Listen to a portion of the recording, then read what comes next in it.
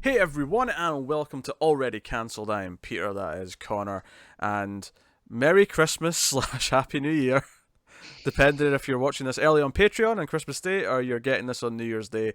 But this marks a special occasion outside of what time it happens to go up. Even if you're watching this 10 years from now, it's a special occasion because it's the start of the second show. We finished the original series, we watched all the original series movies, and we are starting Star Trek The Next Generation. 7 seasons of it. There we go. Yeah, we made it. Picard. We're on Picard now. We got Patrick Stewart, who both looks the same age and yet much younger at the same time. I don't know how he's pulling that off. Yeah, do you know what? This is the thing. In my mind, he's looked the same for 30 years. Yeah. But he does actually look younger. But he does look younger. He looks younger, but he also still looks old. It's weird. Yeah. That's what happens when you just start shaving your head when you're like 30, probably. You just start looking old already. Yeah. I don't know what age he was when he started this. I'm curious, actually. Let's find out. That's how we're starting this review. We're starting out with what age was Patrick Stewart. Research. When he started. We are very thorough. We could have done this beforehand, but no, we're doing it now. He would have been 46, 47, depending on when they were shooting the episode. Okay. So, yeah, so he was middle-aged. He was already middle-aged, so he wasn't young. He wasn't a young man. No, not some spry young fella. And he's coming back to do another show. All these years later, I know. In the not too distant future. Yeah. End of 2019, apparently. Although Discovery season 1 got delayed like 5 times, so I wouldn't hold your breaths for. But anyway. So first episode, Encounter at Farpoint is the name of season 1, episode 1. Is a double-length pilot. And it's not well regarded. I knew going into this that Star Trek Next Gen does not have one of the most kindly thought of pilot episodes, or for that matter, a kindly thought of first or second season.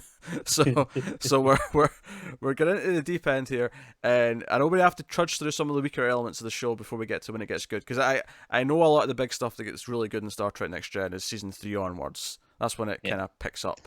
That said, it was only 2 weeks ago that we watched the 5th movie, so expectations. Oh, that's true. Yeah, it's a step up from that. I'm not gonna deny that.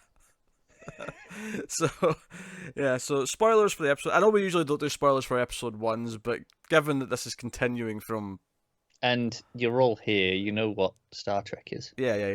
You're not watching this to see, should I start watching Star Trek Next Generation in 2018 or 2019 actually? By the time this is out. Come on, keep up. Yeah. You're not wanting advice if you should watch it or not. You're already interested. You're here.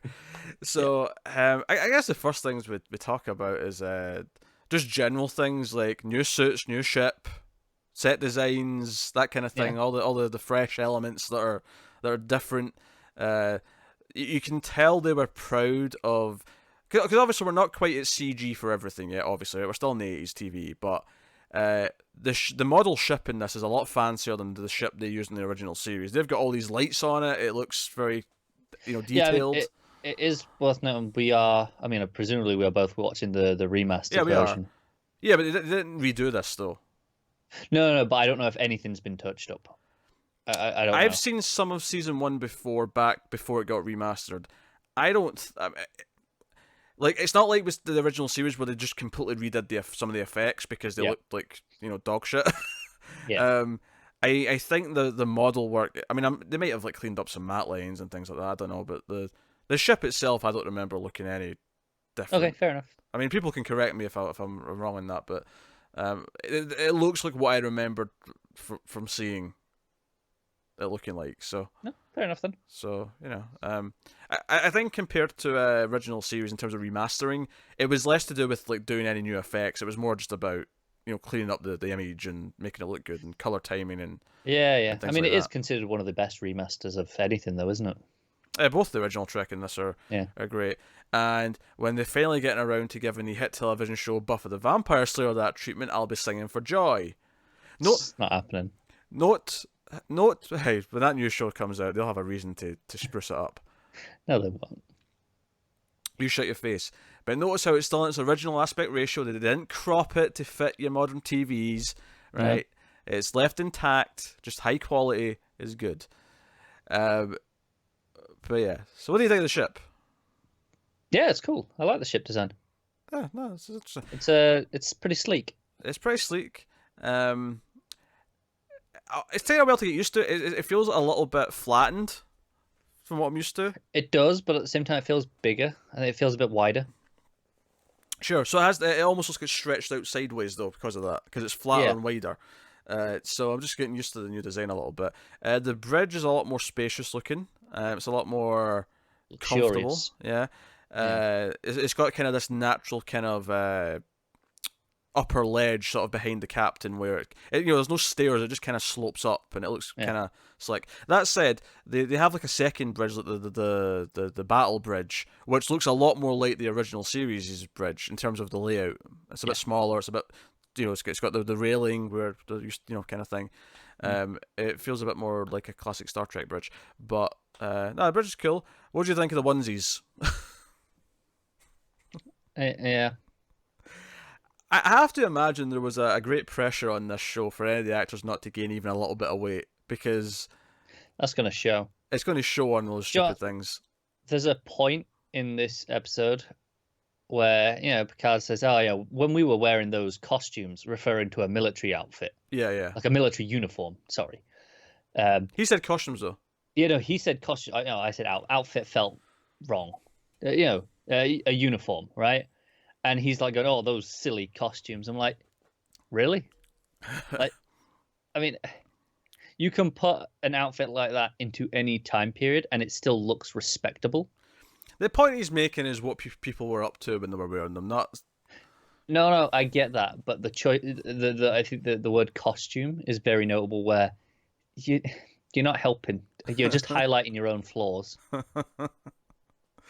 um, I don't know if they ever changed them for the show. I like the what they did in the movies though, where they had these tops on. They had like hints of the colors underneath, but they kind of redesigned it for the movies. Kind of like the original series didn't keep the. I can see this working really well as like like trousers and then like a sleek jacket. With the jacket where they come over a little bit further, so the buttons are on one side Mm, rather than in the middle. I can see them working like that with the colors still. mm.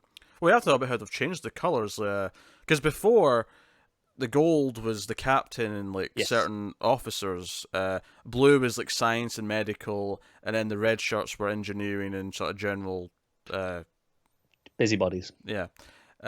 Whereas now the captain and co are in red, Mm. and we seem to have the sciencey folk in the gold.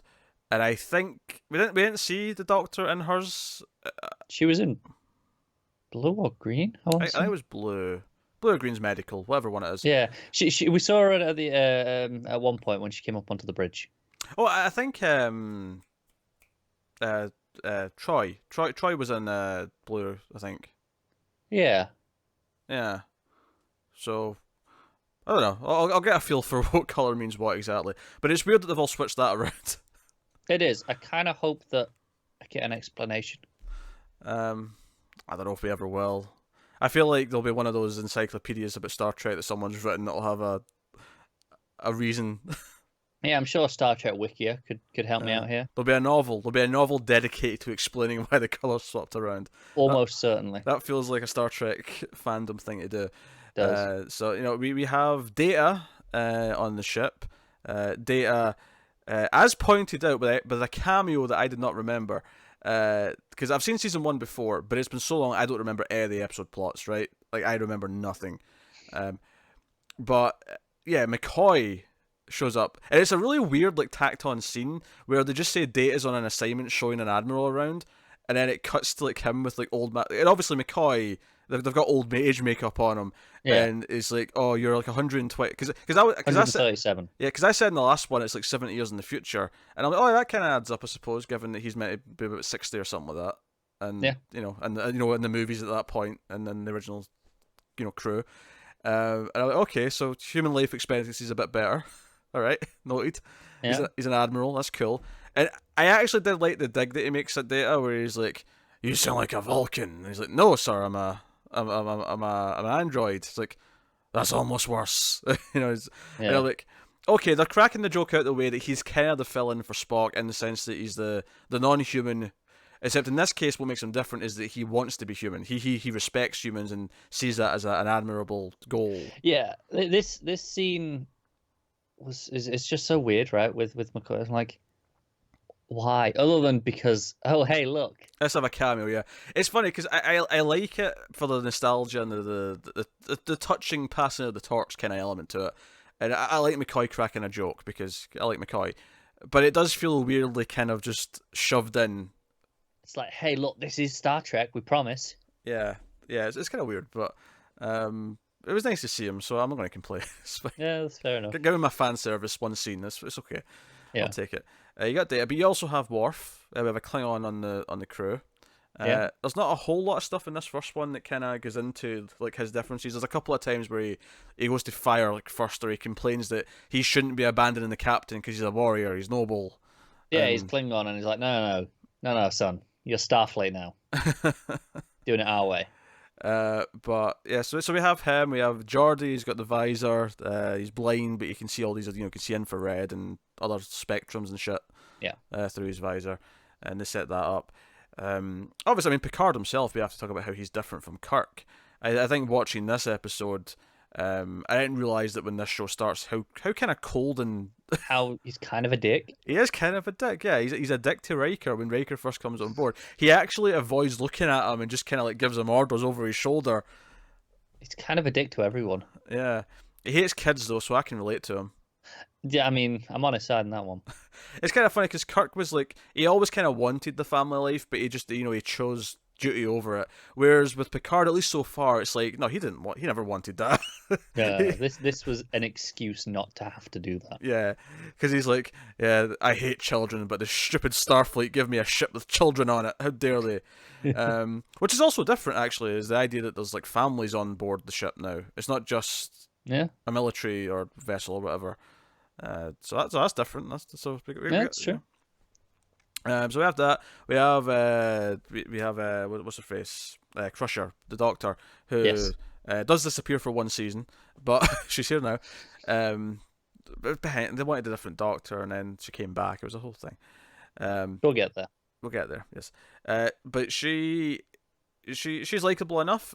She kind of has this challenge, and she has a history with Picard. Picard knew her husband and kind of brought his dead body back when he died, and that makes things a little bit awkward. And he thinks she'd feel better going elsewhere, but she's like, no, I requested this post. I want to be on the Enterprise. And of course, we have her son, the infamous Wesley Crusher. Oh boy. And Will Wheaton, who's made a career out of being Wesley Crusher. Hey, I don't blame the guy. Nor do I. He's a pretty likable dude. Whenever you hear him, like, in person, like, he's doing pretty stuff. open about shit, isn't he? Yeah. He's a straight shooter, but he is the annoying kid character. There's no getting around that. Yeah. The whole scene where he's like, "Can I go up and see the bridge, Mom?" And she's like, "Oh, that's asking for trouble." He's like, "But Mom," and she's like, "Oh, right, fine, we'll see what we can do." And then she's all loophole, and she's like, "Technically, my son is not on the bridge, Picard. He's in the elevator. He was with me, and he's going to go right in the elevator." And then it's not until he realizes that it's her son, because at first he's like, "There's a child on my bridge? What?" Pretty much. Yeah. Off with his head. Yeah. No Q, we're not savages. We're peaceful beings. Yes. But he's like, "Oh yeah, so you can here's have a look around. Look at the things. Here's my thing in my chair." And then Wesley's a little nerd. He knows everything already. And then an alert comes through, and Picard shouts at him. I was like, "Don't you tell me my business. Get off my bridge." Yeah, he's like, "Oh, there's an alert," and Picard's like, "Piss off." It's like, oh, there's an alert. Sound the alarms. So you got Wesley, you got Riker.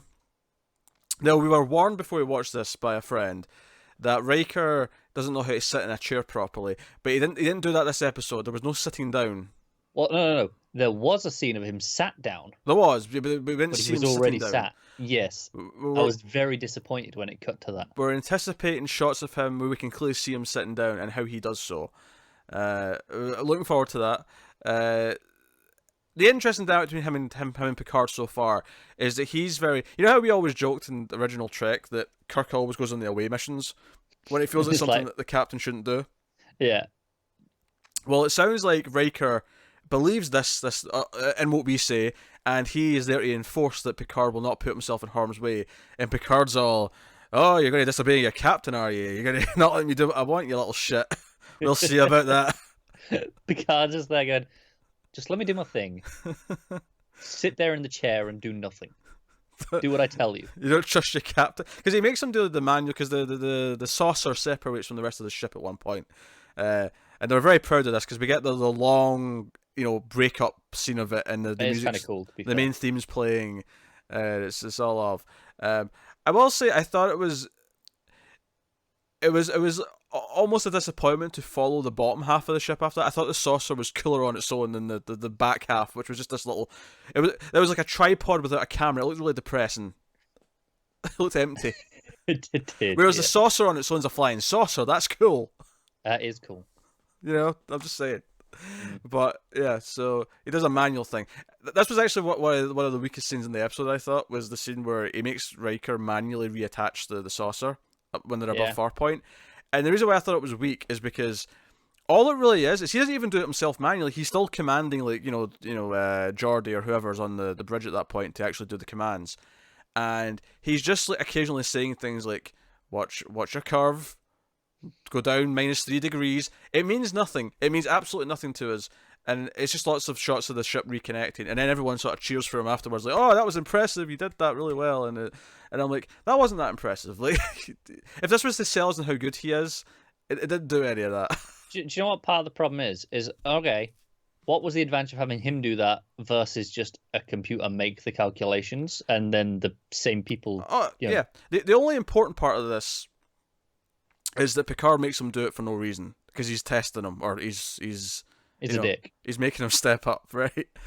And I love how when he comes back afterwards, Picard's just kind of like, but it was a really simple and basic task, but you performed it adequately. Okay. Picard, I'm digging you already. I'm digging you. Yeah. I'm not looking forward to him softening.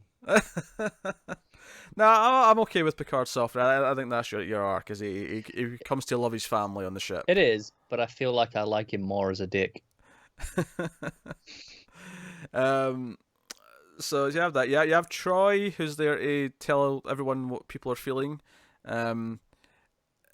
We'll see how this goes. I've often made fun of the concept of this character because I often feel like there's very few instances when it's actually that relevant to what's going on. It's relevant in this episode. They make a point of using it in a way that it's like this is what the purpose of this character. But usually you can kind of tell how someone's feeling if you're doing your job right. Yeah, in this case, it was like entities that we couldn't see, so it was like, okay, and they don't speak or anything like that. So it's like, yeah, when there's a lack of communication, it's useful. Yeah. So we have her. We have Tasha Yar, who's like the security officer, who I thought she was very aggressive for a Starfleet personnel. Yeah. She felt like, I get it from the Klingon. The whole point is the Klingon's kind of adapting, and he's kind of but she felt like she was ready to fight every single time anyone brought it up. Also, there's a really horrible fight scene where it's clearly a stunt double in a little wig that's meant to look like her hair.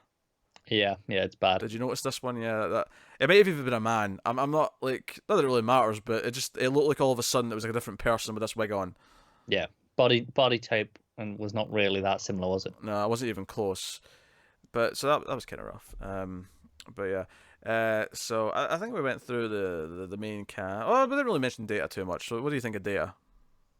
I hope that he softens a little bit, like the that first interaction where it's it's Snoop was the word. I don't know, can't remember the exact word, and he just lists off all these things that, oh, you mean this. And I'm like, okay, this is gonna get tedious. Let's tone him down. Let's make him a bit more human.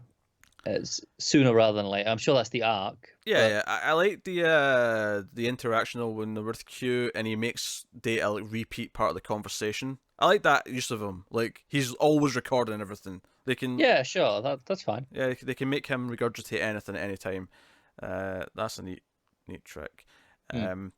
So that's the characters. As an introduction to the characters, it's mostly not bad as a pilot. It's the strongest element of the pilot is the and I can kind of forgive a lot of other faults in a pilot if you do it, especially in a show of this style.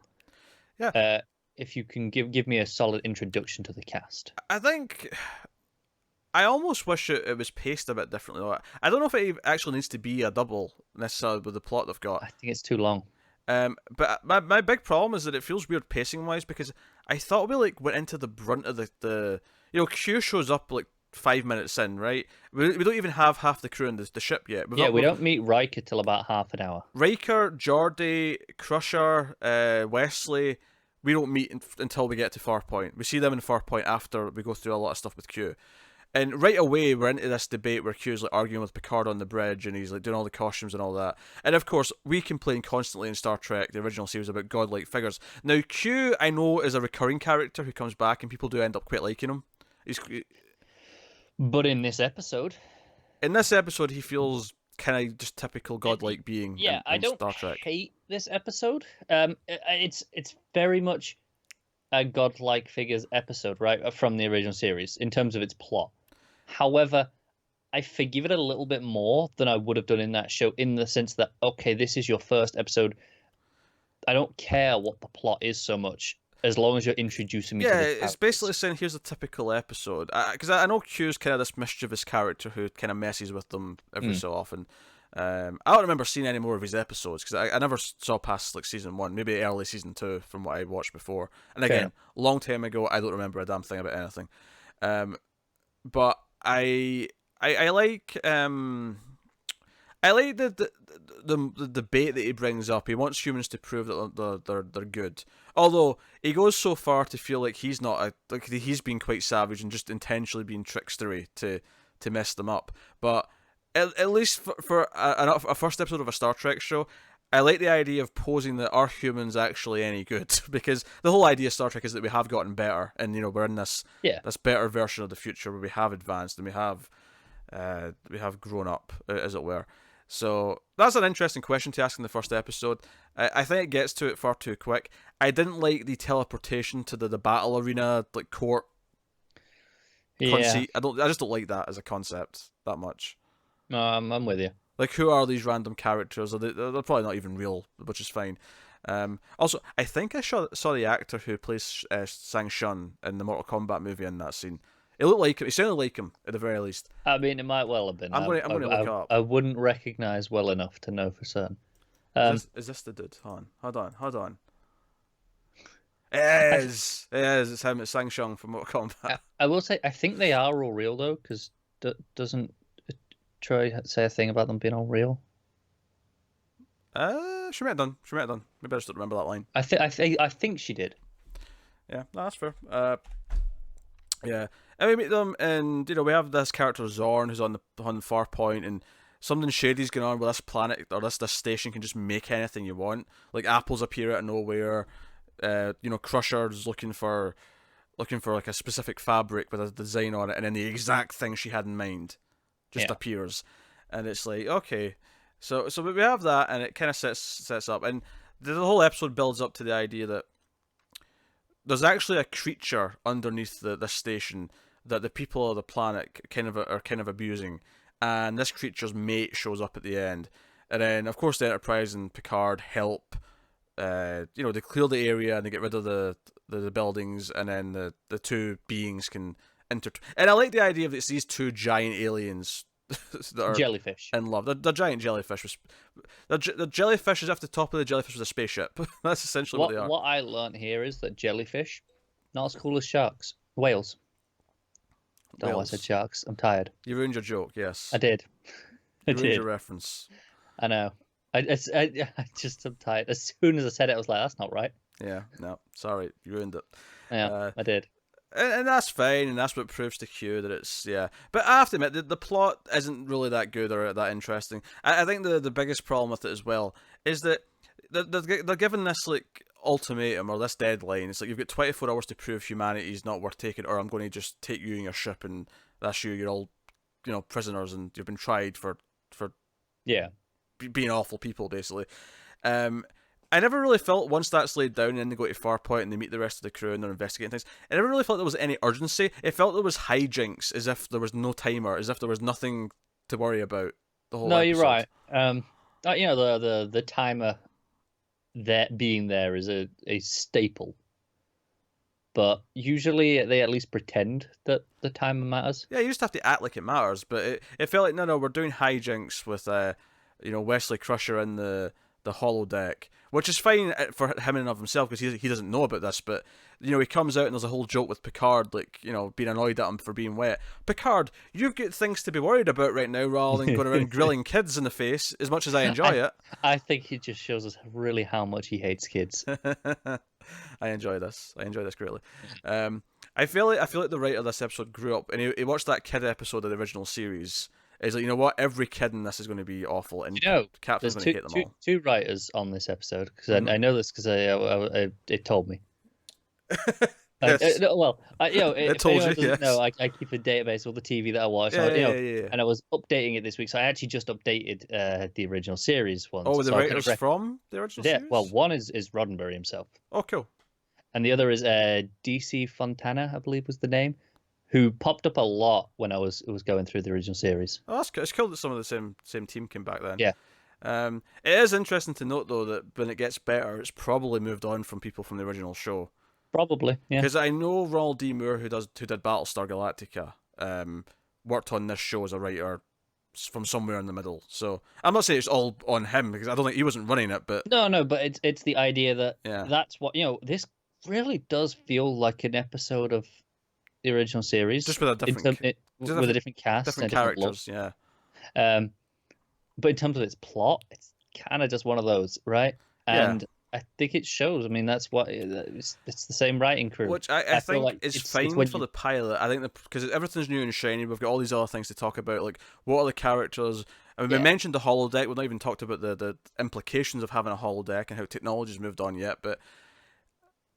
The worry is that the rest of the season, because I think a lot of the episodes this season are going to feel like this, is okay. Well, there's not much left new to discuss, beyond just okay. Is the plot kind of feeling like not even a regurgitation of an old episode? Just it feels like it's in tone with the episodes that were weaker. Yeah, in the we might series. get away with it a little bit in terms of discussion. In that, okay, how are these characters reacting to situations differently to Kirk and Co. But I mean, in terms of actually watching, I think it'll feel very similar. Yeah. So no, I'm curious to see how that pans out over the season. But it's one of these funny things where it's got this fresh new smell about it, and it was exciting to see the new ship. It was exciting to see the new characters. Yeah, it's why, like I said, if this had been an original series plot episode, we'd probably have thought it was awful. It would have been like, oh, it's another godlike entity. Forget it. We're out of this one. It wasn't as bad as some of the godlike. I'd feel like it'd be a middling episode. Okay, but we wouldn't have been enjoying it. Whereas, because there's all this other new stuff to be like, oh, new characters. Okay, learn who this is. Oh, there's a new ship. Look all through all this new stuff. That's enough to carry it. Yeah, it's like I say, one episode. I think the problem with the episode is you have this. It's supposed to be a tense timer, but no one acts like it does, and I think that's fine. In fact, if anything, I think the plot should take a backseat for the most part in the pilot while you're introducing everything. But don't put the timer on it. But don't have the plot dictate that it should be there. Yeah, have it be a lax plot. Have it be a kind of a simple thing. Just have it be. I mean, take Q out. Just have it be the mystery of what's happening at Farpoint, and then the alien can show up and they can solve it. Yeah. Just take Q. I'm not saying I don't like Q necessarily because I know that he's. I don't dislike Q. Yeah. I don't necessarily like him either though at this stage. Yeah, but we'll see. I'm sure he'll grow on us with the more because it's not like he shows up that often. It's like he's a. Yeah, enough that he's something I've heard of. Yeah, but he's not like here every 2 episodes, like doing things. If I was to make a guess, I'd say a couple times a season, maybe 3. Tops, like that. Yeah. But feel free to correct me in the comments. Obviously, if you've watched the show, you'll know better than I do. I'm just making a ballpark guess from what I'm expecting. But yeah, I thought the effects hold up pretty well for the most part. The green screening, and the spaces behind them, or at one point when the alien ships like blasting one of the derelict cities down below. You had like Data and Riker watching from like a distance, and obviously it was green screened, but it looked okay for what it was.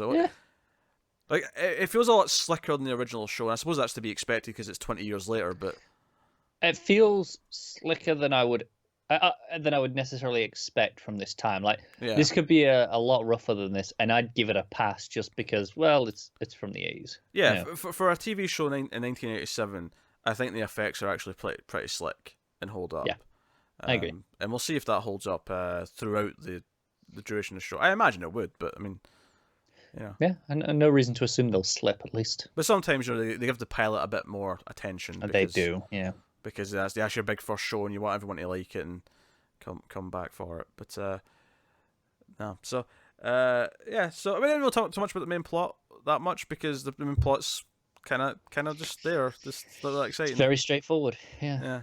Yeah.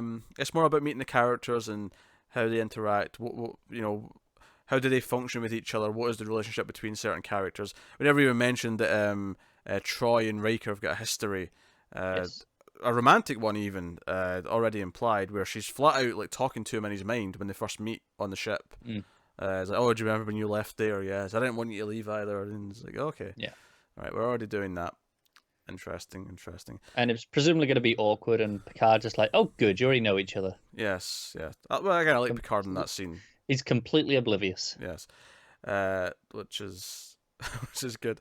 So I actually I'm looking forward to Riker getting his beard though. He feels weird without it. Yeah, I agree. He's the beard. Mm. I think, like I said, I've never watched this before, but every time I've ever seen a picture, Yeah, he's had the beard. I don't know when he gets the beard. I assume it's relatively early in the show. If not Well, I mean- season 2, I'm expecting season 3. Well, our friend who told us to be on the lookout for him getting into the chair said the show gets good when he gets the beard. Which would mean season 3. Yeah, that would track. Yeah, yeah. That would track. So we're on Riker sitting down watch and Riker beard watch. Yes. Things will happen. Obviously, we're recording this in advance, so this means nothing to anyone watching it now when it goes up. But I will say to Connor, you've not watched Legends of Tomorrow yet. There was facial hair elements on this week's episode. Consider me excited. I mean, I'm always excited for Legends. It's so good. Someone's got a moustache. That's all I'm saying. Ooh, okay. Is it one of the men? It is one of them. Okay. Just fine. You'll see it coming now because I've told you. But when I watched it, there was this really weird scene where someone was hiding their face for like a minute, and I'm like, why are they hiding their face? What is this weird scene? And then all of a sudden they reveal a mustache. And I'm like, oh, okay. Who's hiding a mustache? Okay. I'm looking forward to this. But anyway, yeah. So that's the next gen first episode. It is, it's promising from a character perspective. It's one of the things that I often say about Doctor Who is the plots often, especially these days, often aren't that great. But I typically like the characters, and I think this is a good sign that the characters I'm already into for the most part. It's a little bit maybe on the nose at times, as pilots can sometimes be, especially older pilots, where they want to get the traits like really obvious in the first episode to make sure you know what they are. Yeah, like I mentioned with that Data one, I'm like, Yeah. okay, I'm hoping that's toned down and it's just a pilot thing. Or at least it's not so much that it'll be toned down, but it'll just be written better. So it's funnier when it happens when you'll Sure. Yeah. yeah. Because it's absolutely going to be a thing where he doesn't get a human thing, and then he tries to understand it. No, I get that. I think it was just kind of obnoxious in this one. That's fair. But yeah, so we'll see. But that is the first double Star Trek Next Generation episode. So we've started a new voyage through 7 seasons of this show. That said, by the time we get to the end, I don't think we'll actually just be watching this show. I think we'll be alternating when other shows come into it. I think Deep Space Nine overlaps, and it'll be Yeah, and obviously at the start of this, we mentioned how there's the new Picard show coming apparently, allegedly, within a year of when we're recording this now. So we'll be finishing season 2 of this, presumably when we're doing that on the, because if you're in the audio feed for this, if you're listening to the audio podcast version of this and you're on the Star Trek Viewers Log Classic Series is what we've called it. There's a modern series equivalent, which right now only has Star Trek Discovery season 1 on it, but all the new shows will be going on that one as we go. So that's the cutoff. Star Trek Discovery is the cutoff where all the modern stuff is getting done in as it comes out. and then everything else is on the classic one. And give it a couple of years, and they want Trek every week. So Yeah, that'll be active. Be that'll be a pretty filled active with feed. content. Yeah. So there you go. But that is Next Gen episode 1. So let us know what you think of this in the comments below. Of course, keep spoilers for later episodes and seasons held back. We'll discover things as we get there. But to give us your thoughts.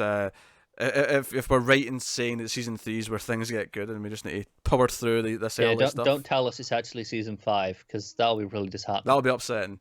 Yes. I mean, we'll do it anyway, but I don't want to know. Do you know what the sad part is Star Trek Voyager is not that well regarded, but I'm looking forward to getting to it just because I really like the main theme. I mean, it's a pretty good theme. It's got a cracking good main theme. Is it worth it? I mean, we're doing it anyway, so it doesn't really matter. Yeah, we're doing it anyway. There's no choice, but... Yeah. Might as well get some enjoyment out of every episode. Whereas Deep Space Nine, I don't even know what the main theme for that sounds like, but I know it's well regarded. Yeah. Yeah, that's true. And that's like Riker, because I know the main cast member in that, the captain of the station. He has like hair and no facial hair at the start of the show, but every image I ever see of him, he's bald with a goatee. So it's almost like it's like Breaking Bad. When does he become Heisenberg? Like he has to do that, because until he does that, the show's not at full potential. Do you know what I hope? just once, I hope these things just happen in an episode. Like, one episode we come in, it's like, oh, it's changed, because on network shows like this, it's always, just between seasons they change their look. It'll be between seasons. It's always between seasons. You only get a scene of Deep Space Nine where he shaves his head. He's like, I know, but you have to have the same haircut every time for a year, and then, I guess we'll change it now, and then that's your haircut for the next year. Well, that's not always true. Not always, just mostly. Cordelia on the spin-off to the hit television show Buffy the Vampire Slayer in season 3 of Angel, she had a completely different haircut mid-season. She left like an episode or two and came back. She was on vacation and then came back with a new haircut. I said mostly, and B, that is clearly because she was off shooting something else. It may have been. I can't remember why. She took time off in season 4 because she was pregnant, but I don't remember what the reason was in season 3 for missing like an episode or two. Filming something else with a different haircut. Maybe. Well, I don't know. Anyway, that's Next Gen. So yeah, let us know, like, subscribe, all that stuff. If you want to support the show and the channel and everything we do, head over to patreon.com/MailFuzzTV, and you can do that over there. You can get these Star Trek discussions a week early, as we mentioned. But that is us. So thank you once again for watching or listening. We always appreciate it. Keep watching TV, guys, and keep watching Star Trek. And to everyone but Connor, live long and prosper.